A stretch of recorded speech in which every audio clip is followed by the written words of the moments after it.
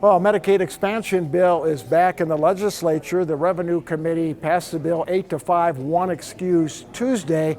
Now it's a budget session coming up in February, so that bill will need a 2/3 vote to be put into play. If the full legislature goes along with the Joint Revenue Committee, 19,000 folks in Wyoming would enroll in Medicaid within 2 years.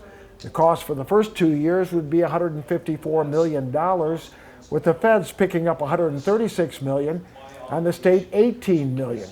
Lots of uncertainty here because these are just estimates by the Wyoming Health Department.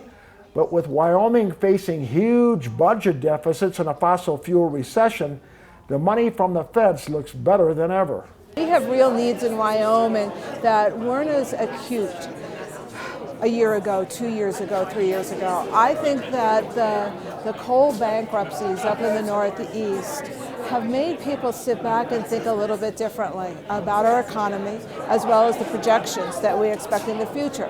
We know that people are going to lose their jobs. We know it. Every bit of information points to it. Connolly says we need to help those people through Medicaid expansion and workforce training so they don't leave the state. But opponents don't trust the federal government and believe Wyoming will have to pick up a bigger share of Medicaid expansion in the not too distant future. The federal government does not have money for this. Eventually that's going to go away. And once you're into it, you can't get out really effectively. Are you going to go tell people all of a sudden now that you've been giving them health care and now you're going to take it away? Democrat Marcie Kindred is running for the state house in District 8 in Cheyenne.